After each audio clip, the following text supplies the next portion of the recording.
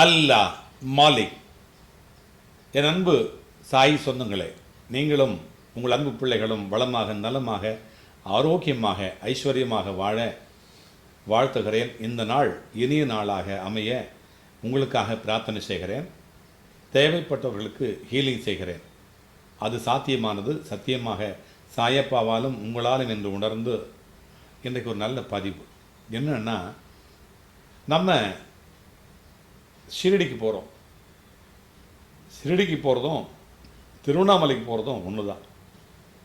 ஏன் அப்படின்னா, நினைத்தாலே முக்தி தரும் அண்ணாமலை, திருவண்ணாமலை. கேட்டாலே முக்தி தரும் ஷிரடி. நான் ஷிரடிக்கும் போயிட்டுருக்கேன், அடிக்கடி திருவண்ணாமலைக்கும் போயிட்டுருக்கேன், கிரிவலம் வந்துக்கிட்டு இருக்கேன்.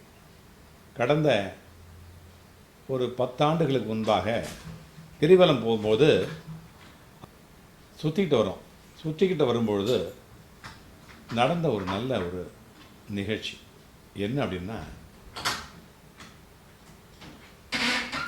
அந்த அடியண்ணாமலையை தாண்டி கிட்டத்தட்ட ஒரு 3 கிலோமீட்டர் வந்தால் அந்த கிரிவலம் நிறைவு செய்ய போகுது. நானும் என்னுடைய நண்பரும் தாமோதரன் அப்படிங்கிற ஒரு நண்பரும் தான் கிரிவலத்துக்கு போயிருந்தோம். நடந்து வந்துக்கிட்டு இருக்கோம். இரவு நேரம், பௌர்ணமி. அந்த மலையை பார்த்து அப்பப்போ ஒரு நமஸ்காரம் பண்ணிவிட்டு நடந்து வந்துக்கிட்டு இருக்கோம். அந்த நேரத்தில் நல்லதொரு காட்சி. சிவபெருமான் அக்னி ரூபமாக 3 முறை காட்சி தந்தார். அதை நான் இன்னும் மறக்க முடியாது. அது எனக்கு மட்டுமல்ல, என்னுடைய நண்பரும் பார்க்கக்கூடிய ஒரு நல்ல பாக்கியம் கிடைச்சது. ஸோ அதே மாதிரி சேஷாத்ரி சுவாமிகள் அப்படின்னு திருவண்ணாமலையில் இருந்தார் இல்லையா, அவர் ஒரு முக்கியமான ஒரு பதிவை சொல்கிறார். அவர் சொல்கிறது என்னென்னா, சேஷாத்ரி சுவாமிகள் கிரிவலம் வந்துக்கிட்டு இருக்கிறார். அந்த கிரிவலம் அது அடிக்கடி வருவார். அவர் அந்த ஊரில் தான் இருக்கார். நம்மெல்லாம் பௌர்ணமிக்கெலாம் போகிறோம். அவர் அங்கே கிரிவலம் வர்றது மட்டும்தான் அவருக்கு வேலை, வாழ்க்கை முழுக்க. அப்போ இந்த லலிதானந்த சுவாமிகள் அப்படின்னு ஒரு சுவாமி சேஷாத்ரி சுவாமிகள் இடத்துல போயிட்டு கேட்குறார், உன் அப்பா அம்மா யார், உங்கள் அப்பா அம்மா யார் அப்படின்னு கேட்குறார். கேட்கும்போது சேஷாத்ரி சுவாமிகள், என் அப்பா அம்மா அண்ணாமலை உண்ணாமலை, அண்ணாமலை உண்ணாமலை அப்படின்னும், இஷ்டப்பட்டா உணவு கிரிவலம் வருது, அதான் என் வேலை. என்ன வேலை பண்ணால் இஷ்டப்பட்டா சாப்பிடுவேன், மீதி நேரத்தில் கிரிவலம் வந்துக்கிட்டே இருப்பேன், அதான் என் வேலை அப்படின்னு சேஷாத்ரி சுவாமிகள் சொல்கிறார். இது வரைக்கும் 50,000 தடவை கிரிவலம் வந்திருக்கேன். எத்தனை தடவை? இன்னும் ஒரு தடவை கூட போகாமல் நிறைய பேர் இருக்கிறாங்க. இது வரைக்கும் 50,000 தடவை நான் கிரிவலம் வந்திருக்கிறேன். இன்னும் மிகுதியாக நான் வர வேண்டியது 58,000 தடவை வர வேண்டியது இருக்குது அப்படின்னு சேஷாத்ரி சுவாமிகள் சொல்கிறார். நம்மளாம் ஒரு தடவை போகிறதுக்கே காலில் கொப்பளம் வந்துடுது.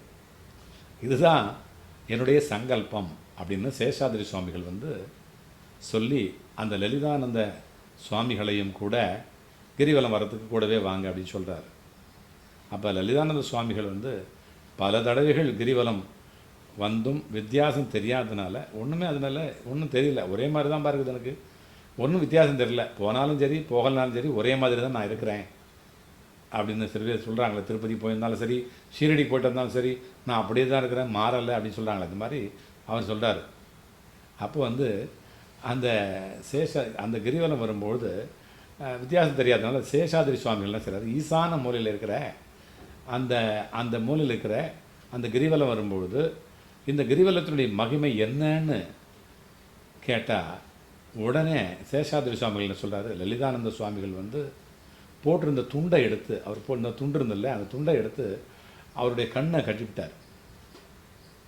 என்ன, அந்த லலிதானந்த சுவாமிகளுடைய கண்ணை கட்டிவிட்டார்.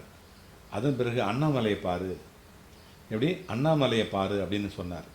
அந்த லலிதானந்த சுவாமிகள் அண்ணாமலையை பார்த்தா 1000 சூரியன் சேர்ந்து பிரகாசம் இருந்தால் எப்படி இருக்குமோ அந்த தோற்றம், அந்த மாதிரி இருந்ததாக லலிதானந்த சுவாமிகள் பதிவு பண்ணுறார். உடனே லலிதானந்த சுவாமிகள் அண்ணாமலைக்கு அரோகரா, அண்ணாமலைக்கு அரோகரா, அண்ணாமலைக்கு அரோகரா அப்படின்னு சப்தம் போட்டு சேஷாதிரி சுவாமிகளுடைய காலில் விழுந்தாராம். அப்போ வந்து அந்த துண்டும் விழுந்து போச்சு. என்ன, அண்ணாமலை சாதாரண மலையாக அவரது புறக்கண்ணுக்கு அந்த தென்பட்டுச்சான். அப்போ தோன்றியது தான் இப்போது பகவான் கூறிய the effort of Shiva is Arunachala hill அப்படின்னு அந்த சேஷாதிரி சுவாமிகள் சொன்னது உண்மை ஆயிடுச்சு. அதனால் திருவண்ணாமலையுடைய மகிமை வந்து சீரடியும் திருவண்ணாமலையும் கண்டிப்பாக ஈக்குவல் தான், ஒன்று தான். அதனால் நம்ம எல்லாம் சீரடிக்கு போக முடியலை அப்படின்னா திருவண்ணாமலைக்கு போய்ட்டு வரலாம். திருவண்ணாமலைக்கு போயிட்டு போக முடிஞ்சதுன்னா சீரடிக்கும் போகலாம். ரெண்டுமே ஒன்று தான். சிவனும் சாயப்பாவும் ஒன்று தான். சரியா? மீண்டும் அடுத்த ஒரு பதிவில் சந்திப்போம்.